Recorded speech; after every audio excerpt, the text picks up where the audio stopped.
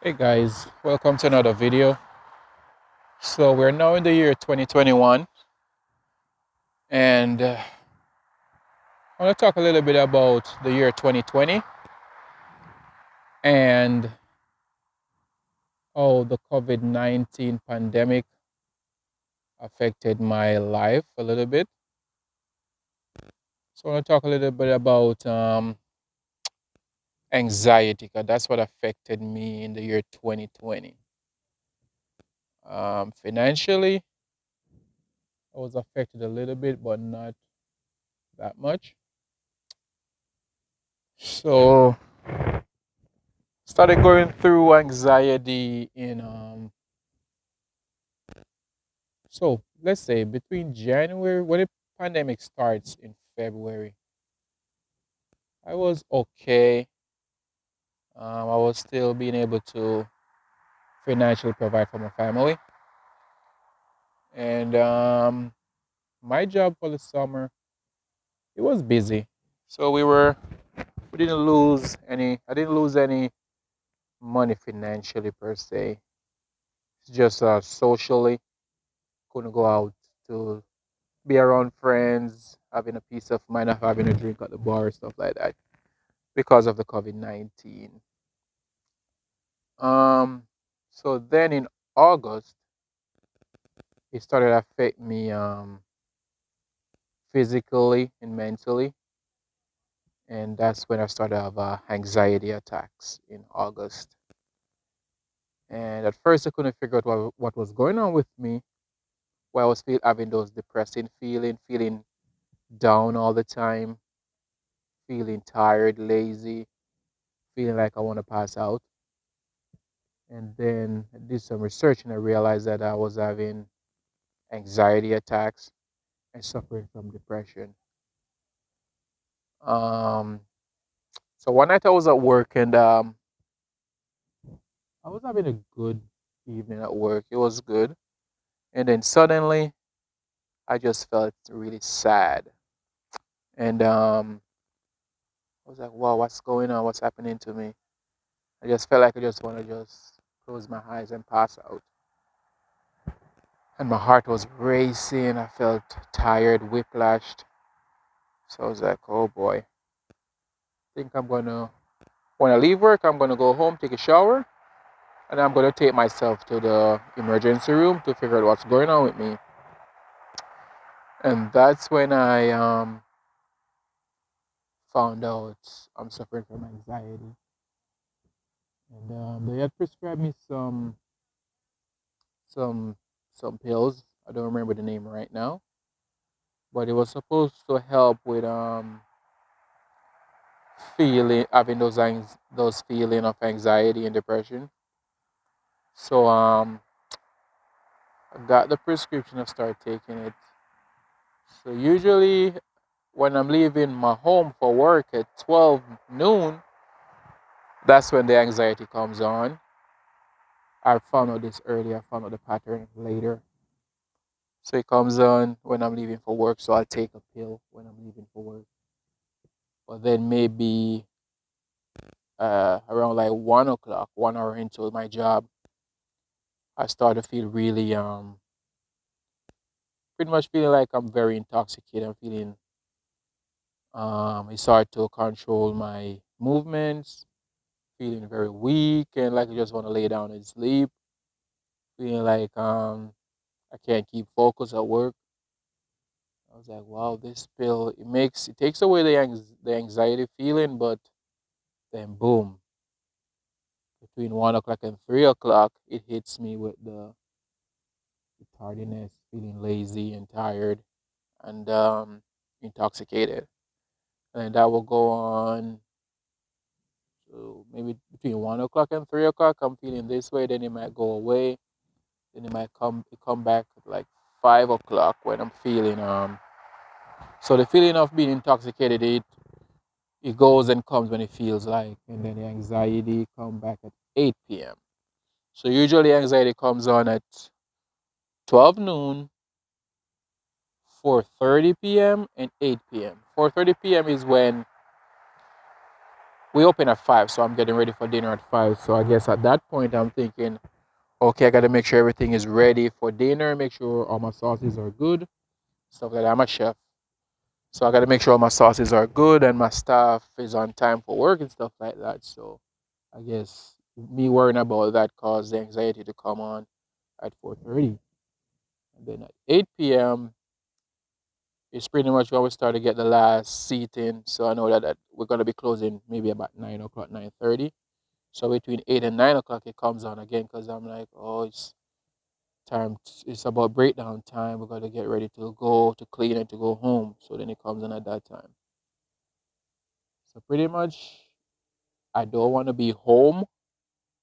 I don't want to go home in the night, and I don't want to leave home for work in the morning. So I get the anxiety. So with those pills, I usually just take them when I'm really feeling bad with the anxiety because I figure out the pattern of how it comes on and how it goes through my body and the feelings it make me feel and how long they last. So I only take it when it's like really bad, those pills. So then I see my primary care doctor and I told him about the pills and how they make me feel, and he was saying that I he could prescribe me a different pill that's gonna work better and faster. It's gonna kick in faster, but what it will not make me feeling drowsy or intoxicated or sleepy. I was like, "Oh, okay, cool, I'll take that one." He had two. He had two pills to choose from. There was one that I'll have to take it for like 3 months before I start feeling better with the anxiety. I'm like, no, I don't want to take a pill for 3 months before it start working. So I rather take the one that works really fast if it's not gonna let me feel intoxicated because I gotta work. I gotta function at work. So I take the one that's gonna work faster, make me feel better, and not feeling helpless like I can't function at work. So I got these pills now. So remind you, I didn't finish the first set that I was prescribed to me. I still got those. I took maybe like 8 from the 30 pills I got. So that means I got 22 left. So the new one now, that one that should work faster, the first day I took the first one and instantly, pretty much in 5 minutes, I was feeling intoxicated and drowsy at work within 5 minutes of taking the pill. So then when that happened and I feel that way, that makes my anxiety get worse because I'm like, this pill should be helping and it's making me worse. What am I gonna do? Because the thing with me with pills, narcotics, I don't like taking them because I don't want to be addicted to them. And then becoming addicted to narcotics, your body depends on them to function, and then at some point your body gets pretty much immune to those narcotics. So then you need something with a higher dosage.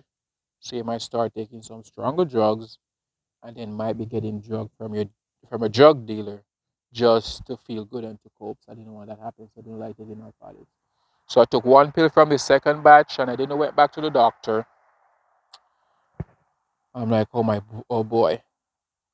So I started drinking alcohol just to cope. But then that didn't help. That helped for a little bit, but then at the end of the day, I'm still conscious of myself and knowing that I'm just gonna damage my organs by drinking all this alcohol. So then I just started when I'm going through when I feel the anxiety coming on. I'm like, okay. I look at it. I'm like, oh, I know it's 12 o'clock. Oh, it's 4:30. Oh, it's 8:30. It should be coming on now. So I just gotta ride through it without the pills or anything. I just try to remain calm, breathe, and go through it. And one of the symptoms I have when the anxiety is coming on, sometimes I just feel like a sharp kick in my chest, like really hard kick in my chest. And I'm like, whoa. And then I just start having cold sweats, feeling lightheaded, feeling like I just want to pass out. I want to just lay back and sleep. Sometimes I feel like I just want to just lay back and fall off a cliff and die. Pretty much. That's how I feel sometimes.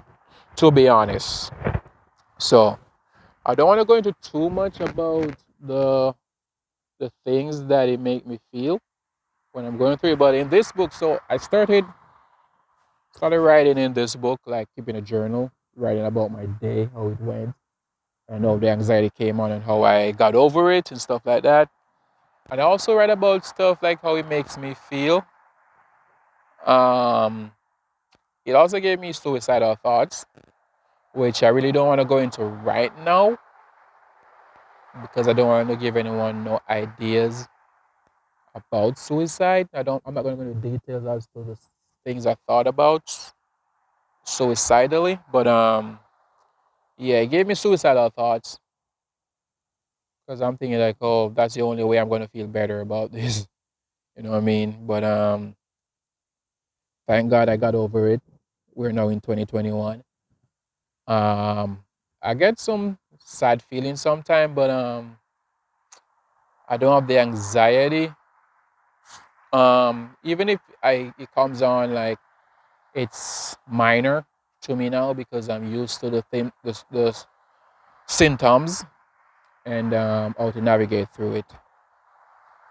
But it's not a easy feeling; it's a really hard feeling. And even at one point, I was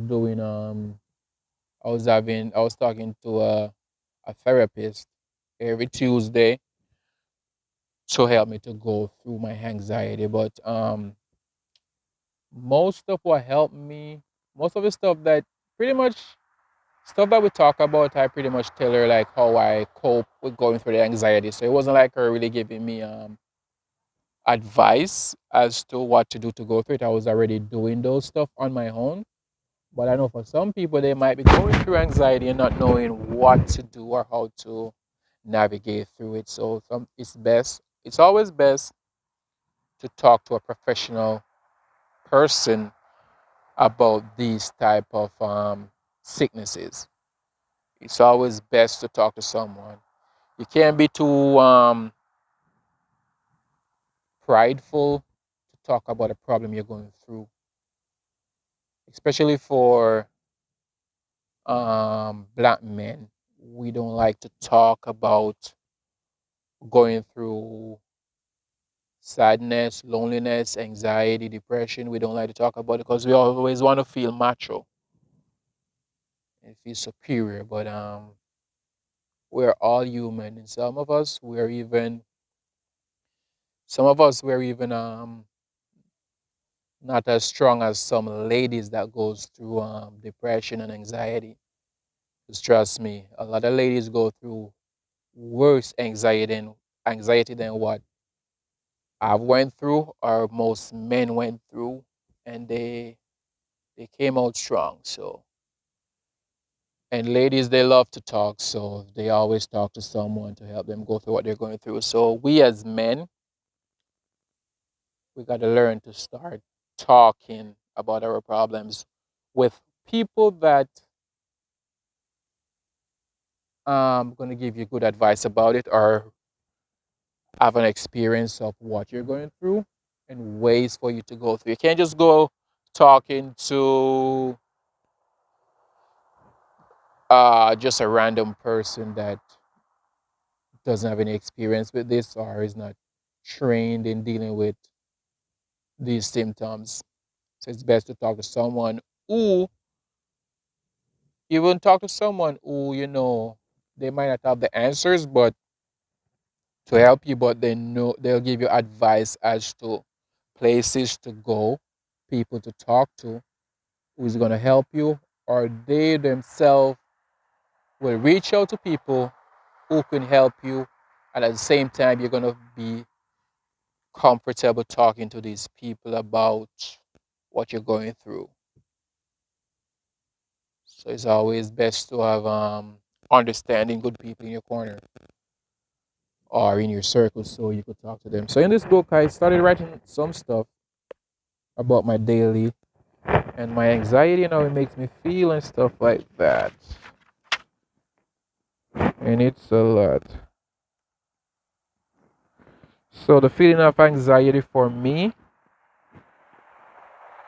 it, I feel loneliness, sadness, difficulty breathing, feel like I'm dying, feel weak-headed, lightheaded, that is, feel broken and suicidal. Those are some of the symptoms I got from the anxiety.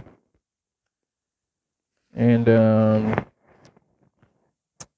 the loneliness feeling, feeling like there's no one I can ever talk to understand what I'm going through or to help me get over it. That's how I feel. I feel like there's no one there for me to talk to. Even though there might be people that I could think of that I could talk to, at the same time, like, no, they're not going to understand what I'm going through, or maybe they're just not going to tell me what I want to hear. That's another thing too. Sometimes you reach out to people, you talk to people, but even before you reach out to them, you're expecting them to give you the answers you're looking for. So if they tell you something that you wasn't looking for them to say to you, you found it's invalid, or they don't know what they're talking about, or it's not helpful. Sometimes it's best to talk to someone who's not gonna be biased and pick your side or tell you stuff just to make you feel better, but someone who's gonna tell you stuff that's gonna help you to be a better person or to get over what you're going through. So I got feel loneliness, sadness. Like I could be there, I could be at work, and me and my friends could be laughing and talking. And in the middle of having a laughter, even while I'm laughing and having a good laughter, not thinking about anything negative or sad, the feeling could hit me like this. Like while I'm laughing, haha, boom, it hits me, the sadness hits me while I'm having a good laugh. And I'm like, wow, that's crazy. I'm having a good moment, and then the sadness just take over my body. And that brings on all the anxiety, feeling like the lightheaded, feel like passing out, feel like throwing up, feel like just pretty much just dying. That's how I feel sometimes. And that's the worst because I'm like, what's causing this when I'm having a good day? And as like I say, difficulty breathing, lightheaded, feel like throwing up, feel like dying, feel like committing suicide. And guys, if you ever have the slightest feeling of committing suicide, please talk to somebody. Please reach out to someone to talk to. Please reach out to someone. There must be someone in your life who you can talk to about your problem. And if not, you can always Google online and find suicide prevention hotline numbers on Google. Always. You can always find it. I'm gonna try to put I think I'm gonna put a number somewhere in this video so you guys could have the number or the link to where you could talk to someone about suicide prevention. And these people, they're people you can trust to not talk about your problems with others or with your loved ones unless it's really a high risk where you really where you've made attempts to take your life before. That's when they might have someone else intervene to try to get you help right away, like having someone coming in to get you help. If it's not that serious, they'll coach you through, they'll talk to you like over weeks upon weeks upon weeks until you don't need them no more. They will never go. And most of these things, they're free, so it doesn't matter your circumstances. These things, there's always a free um, suicide prevention hotline out there where you could get these help for free. So for me, um, so I say like I learn how to navigate through my anxiety pretty much on my own, but I also talk to my therapist like every week. But most of it is just me going. Most of it is me going through it by my. Uh, I guess I'm strong enough to overcome. And the big part about me staying alive and not committing suicide or going through with it. It was just a thought for me though, like maybe that's the best thing for me to do to get out of this feeling that I keep having that's not going away. So it was a thought for me, but I have I haven't been a person that opens up about my feelings to my families or friends. So even doing this now is pretty new for me. So I don't know how I even have the courage to even talking about this. Although maybe I won't put out this video. Maybe I won't put it out. We'll see. So if you see this video, that means I had the courage to put it out because I know that it can help someone else or more than one person out there who is going through similar stuff as me, or even worse, or even less. Yeah, but I don't usually talk to family or friends about what I'm going through. I usually keep it all bottled up inside, and that affects me a lot with relationship, with just communication with family, friends, or loved ones. So now I'm learning to talk more and open up more to the right people, though not to everyone. And my when I was going through this anxiety, um, I remember one day I was home and I had work, and I was at home before I went to work, and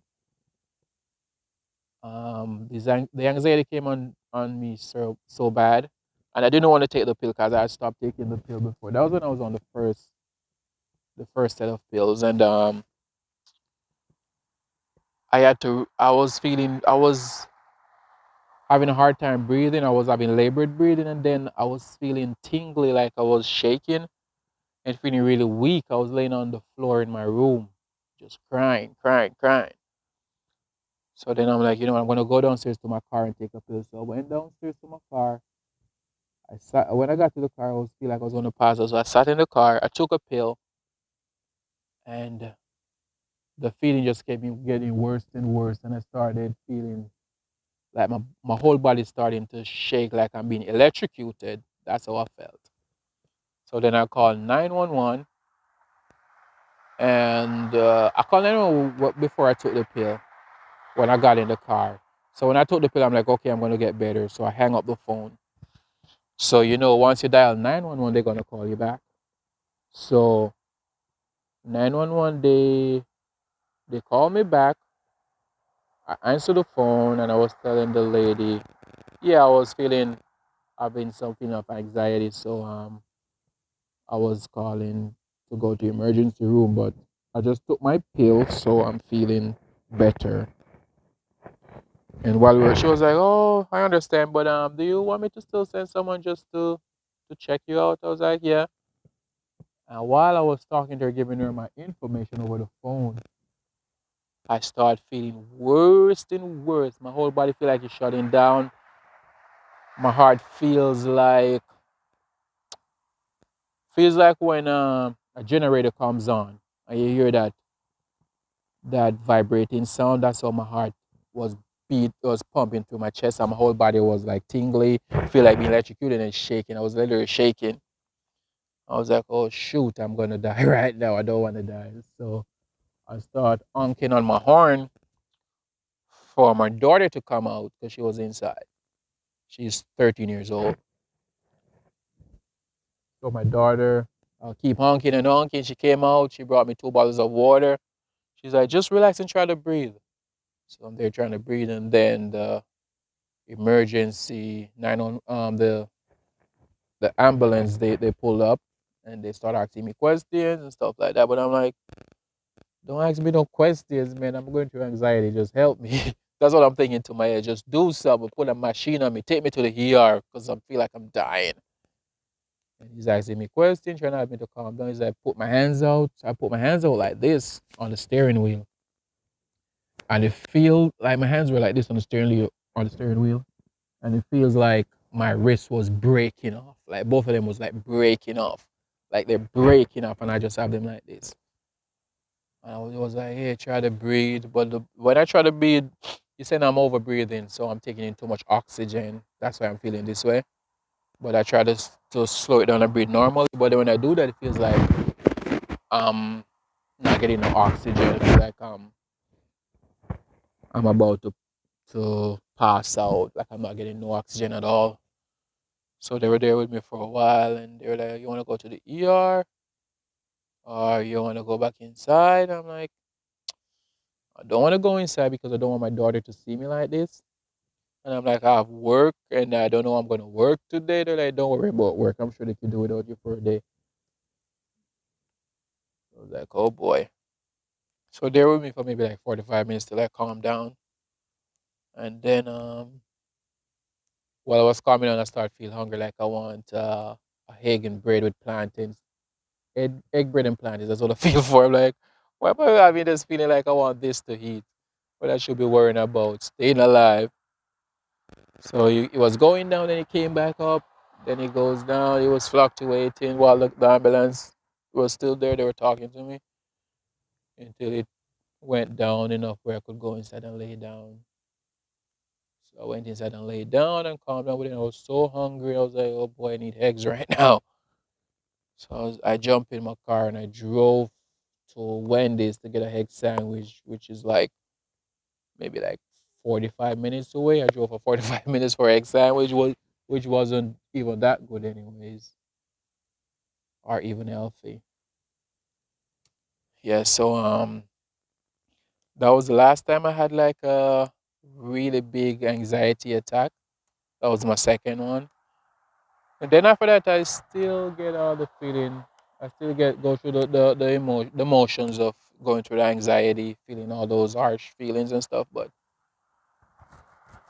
I just tell my brain that it's just it's gonna just it's gonna come on. It's gonna stay until it goes. It's gonna do its thing, and I'm still gonna be here sane and alive. So that's what I pretty much went through my anxiety by knowing the symptoms and how long they're gonna last and how bad it might get, and it's gonna get better. And that's how I went through it. And by talking with my daughter, we have long talks all the time, me and her, and she can hold a good conversation. She got some good points and some good advice. I'm so proud of her being 13-year old. When I talked to her when I was going through my anxiety, I was like, wow, this little girl is so smart. So smart. So she helped me to go through what I was going through. And she continued to help me be a better person even up to this day. And I'm so proud of her. And I want to shout out her her jewelry her jewelry business where she do custom jewelry. So it's called 6 Ella Custom Jewelry. I'm gonna put it somewhere in the description where you guys could go follow her, check her out, or out her website, and check her out on Instagram where she do some creative stuff for a child. She been doing it since she was like I think 11 years old. So for a child to be so passion driven and going doing what she do, I gotta commend her. So please show her some love also. That's where I'm gonna end it for today. If you guys have any questions or in-depth question, you guys could always leave a comment, or I'm gonna shout out my Instagram page also. I'm gonna put in the description so you guys can follow me. So you guys could DM me if you got personal questions I could help you through. Who's going through similar stuff like this? All right, peace out. Happy New Year.